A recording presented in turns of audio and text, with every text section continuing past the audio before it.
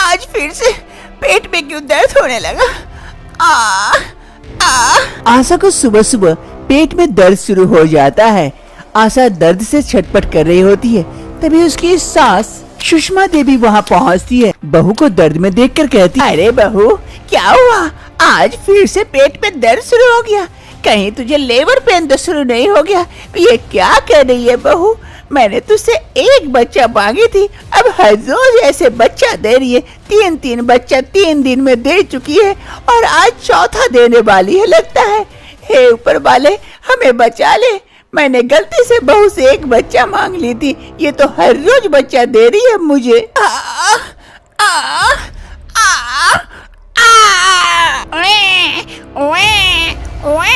सुषमा देवी की बहू आशा चौथा बच्चे को जन्म दे देती है। सुषमा देवी इस बच्चे को गोदी उठाती है। अरे बहू, ये क्या कर दी? अब चौथा बच्चा दे दी, अब कल 5वां देगी। ऐसे करते करते तो एक साल में 365 बच्चे दे देगी। हम इतने बच्चों का क्या करेंगे? बाजार में बेचेंगे क्या बहू? ये क्या कर रही है? अब तो रुक जा। माँ जी, मैं क्या करूँ? मेरे हाथ में नहीं है। रात को मैं सोती हूँ, फिर अचानक से मेरा पेट भरा हो जाता है। ऐसे लगता है कि मैं 9 महीने की प्रेग्नेंट हूँ और सुबह होते ही मेरा बच्चा हो जाता है। आखिर ये कैसे हो सकता है? एक औरत एक दिन में प्रेग्नेंट होकर बच्चा कैसे दे सकती है और आशा हर रोज एक बच्चा कैसे दे सकती है? जानने के लिए कुछ समय पहले चलते हैं। सुषमा देवी बाहर खटिया पर बैठी हुई थी। तभी उसकी बहू आशा नाश्ता लेकर पहुंचती है। माँ जी, ये लीजिए नाश्ता। लाला बहू, बड़ी भूख लगी थी। सुषमा देवी नाश्ता लेकर खाने लगती है। उसे काफी अच्छा लगता है नाश्ता। खाना तो बड़ा टेस्टी बनाती है बहू। हाँ माँ जी, वो आदत हो गई है ना बना बना के, इसीलिए। हाँ, तेरी शादी को भी काफी समय हो गए ना, लेकिन बस एक बच्चा ही नहीं दे सकती। उसका कब से मैं इंतजार कर रही हूँ, नहीं पता तू कहीं बांझ तो नहीं है? शादी के इतने साल हो गए लेकिन अभी तक कोई बच्चा नहीं हुआ। अरे माँ जी, ये क्या कह रहे हैं? ये तो मेरे हाथ में नहीं है, ये तो ऊपर वाले के हाथ में। वो जब चाहेंगे तभी देंगे। अरे मुझे मत सिखा ज्यादा। लगता है हमने बच्चा नहीं पैदा किया, तू ही पहली औरत है जो बच्चा पैदा करने वाली है। इसीलिए तो कह रही है ऊपर वाले के हाथ में है। मुझे तो लगता है तुझ में ही कहीं दोष है, जिस कारण हमें अभी तक हमारा वंशज नहीं मिल रहा है। अरे माँ जी, ये भी तो हो सकता है कि उनमें कोई दोष है जिस कारण मैं प्रेग्नेंट नहीं हो पा रही हूँ। देख बहू, तू कुछ भी कह दे, मेरे बेटे के बारे में आइंदा से कुछ भी कही तो सोच लेना, मैं उससे बर्दाश्त नहीं करूँगी।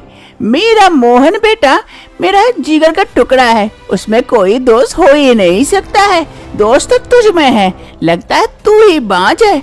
देख बहू, तुझे 6 महीने का समय दे रही हूँ। अगर 6 महीने के अंदर तू अगर प्रेग्नेंट नहीं हो पाई तो मुझे मत कहना, मैं अपने मोहन बेटे के लिए दूसरी बहू लेके आऊंगी। फिर देखना, वो तो बच्चों की लाइन लगा देगी, लाइन। बांझ गई की अब मेरे सामने मुंह क्यों ताक रही है? जाना यहाँ से, घर में इतने सारे काम पड़े हुए हैं और यहाँ खड़ी खड़ी मुंह ताक रही है। आशा की सास सुषमा देवी ऐसे ही अब आशा को खरी खोटी सुनाते रहती है बच्चे के लिए।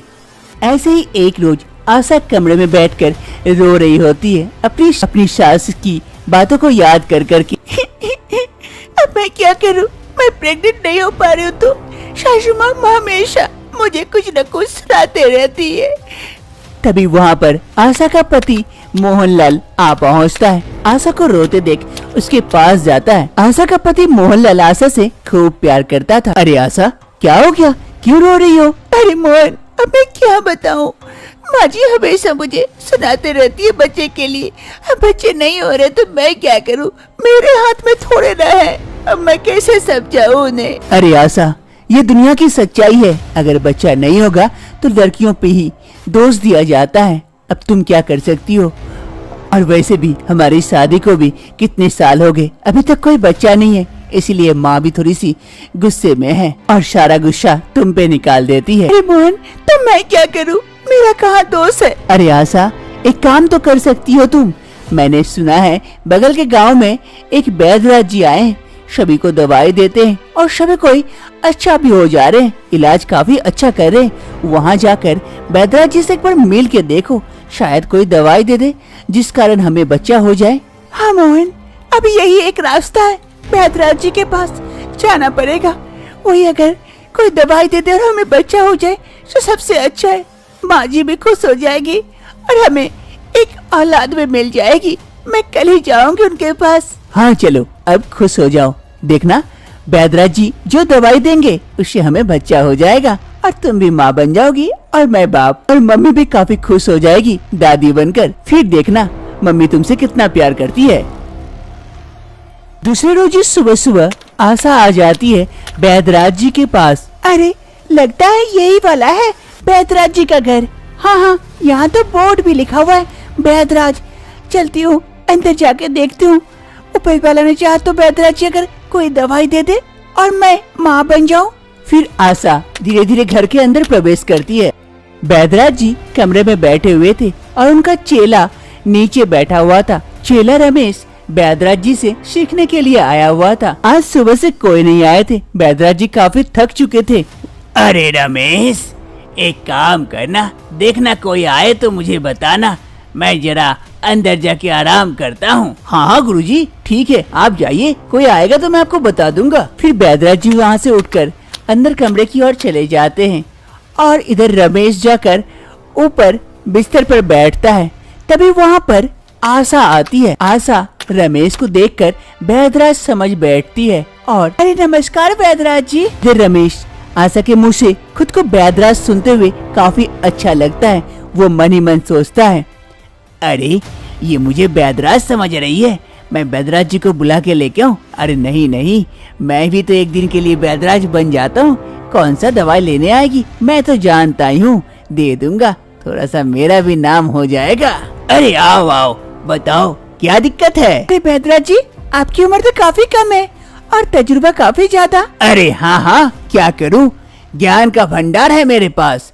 कहो अब क्या दिक्कत है तुम्हें? अरे बैद्यराज जी देखिए ना, मुझे बच्चा नहीं हो रहा है।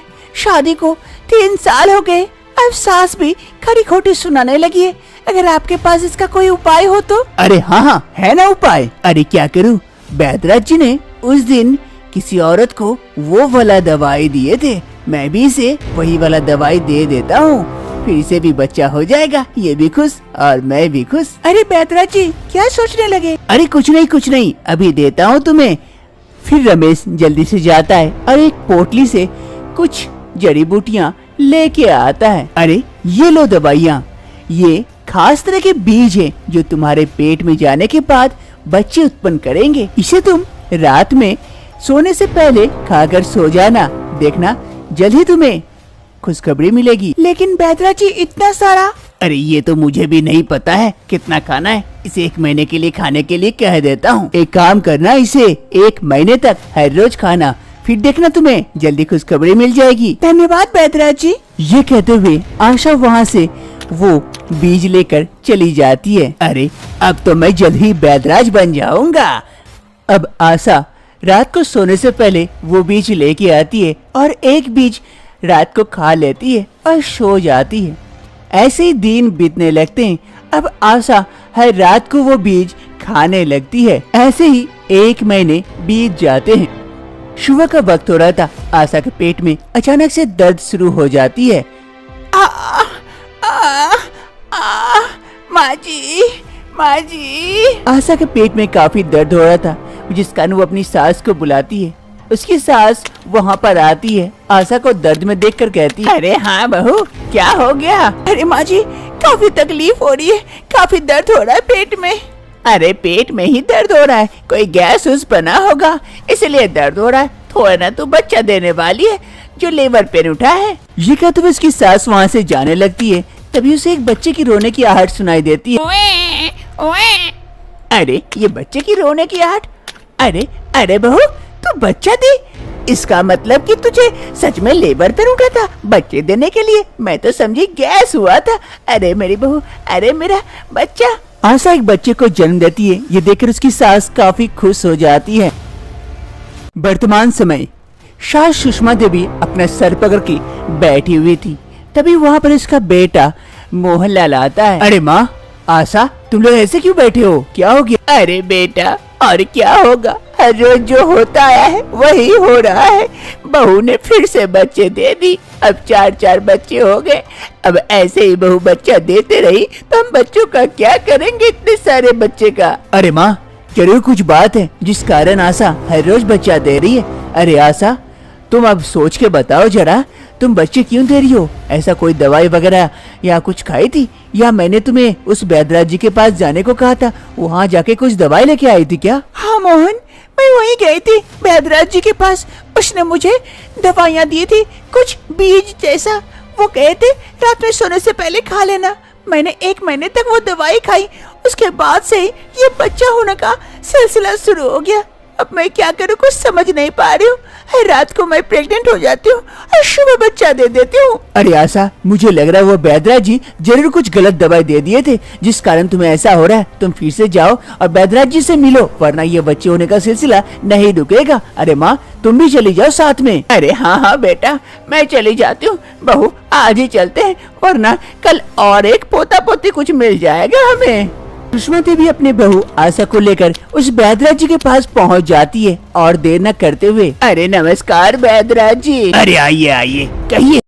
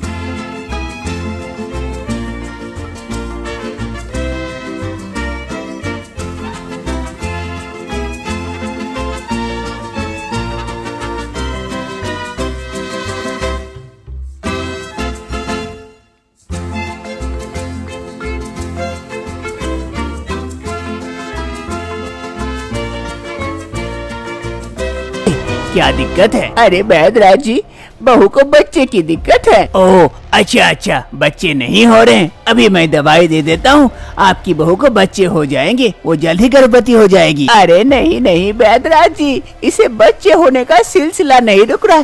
4 दिनों से 4 बच्चे दे चुकी है। अब ऐसे ही सिलसिला रहा तो हमारे घर बच्चों से भर जाएंगे। ये तो आपके पास से ही दवाई लेके गई थी, उसके बाद से ये हो रहा है। क्या मेरे पास से लेके गई और ऐसा हो रहा है? हाँ वैद्यराज जी, उस दिन आप नहीं थे, छोटे वैद्यराज जी थे। उन्होंने मुझे दवाई दी थी और कहे थे 1 महीने तक खाने के लिए।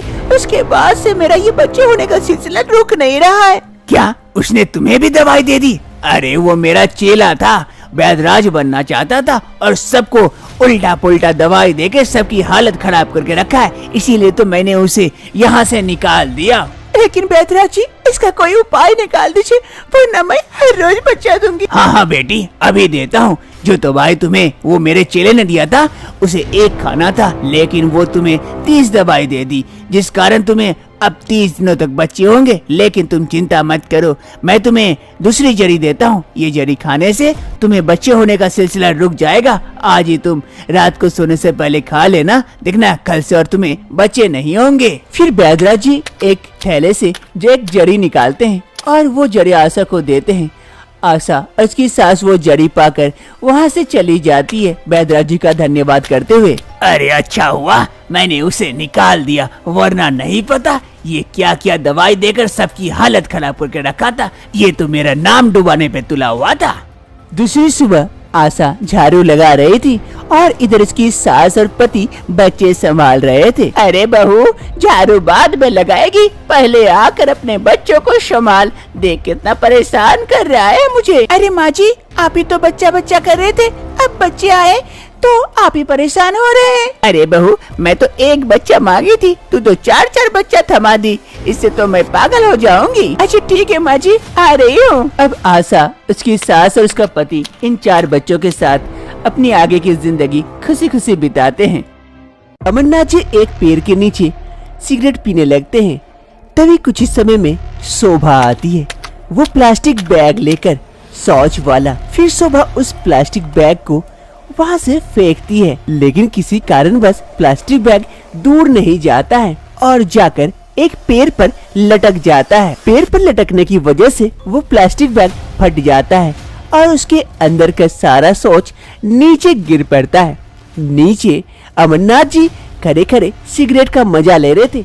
अमरनाथ जी और दीपाली जी के एकमात्र संतान आशीष की शादी गांव में करवाते हैं, क्योंकि उन्हें लगता था गांव की लड़की सबसे अच्छी होती है। आशीष की शादी गांव की ही लड़की शोभा के साथ करवा देते हैं और उन्हें लेकर शहर चले आते हैं। आज आशीष और शोभा की शादी की सौगात थी। शोभा हाथों में दूध का गिलास लिए घूंघट डाले अपने पति आशीष का इंतजार कर रही थी।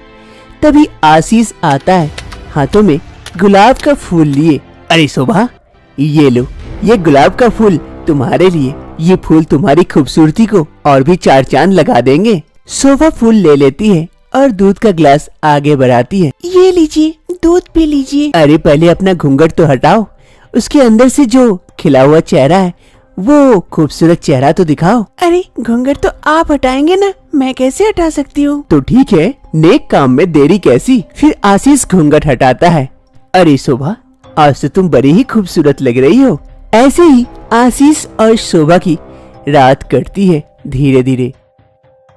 दूसरी रोज सुबह सुबह आशीष ऑफिस जाने के लिए तैयार होकर खड़ा था। तभी शोभा आती है ऑफिस का बैग लेकर आशीष के पास। अरे आप तैयार हो गए?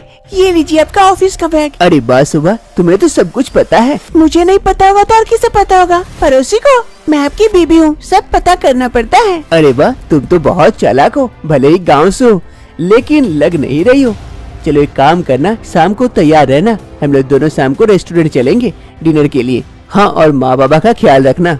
ठीक है। ये कहते हुए आशीष वहाँ से ऑफिस के लिए चला जाता है। अरे मैं तो मम्मी पापा को चाय देना ही भूल गई सुबह सुबह, जल्दी से दे के आती हूँ। इधर अमरनाथ जी और दीपाली जी दोनों हॉल में बैठे हुए थे। तभी उसकी बहू शोभा आती है चाय लेकर। माँ जी, पापा थोड़ी सी लेट हो गई आने में।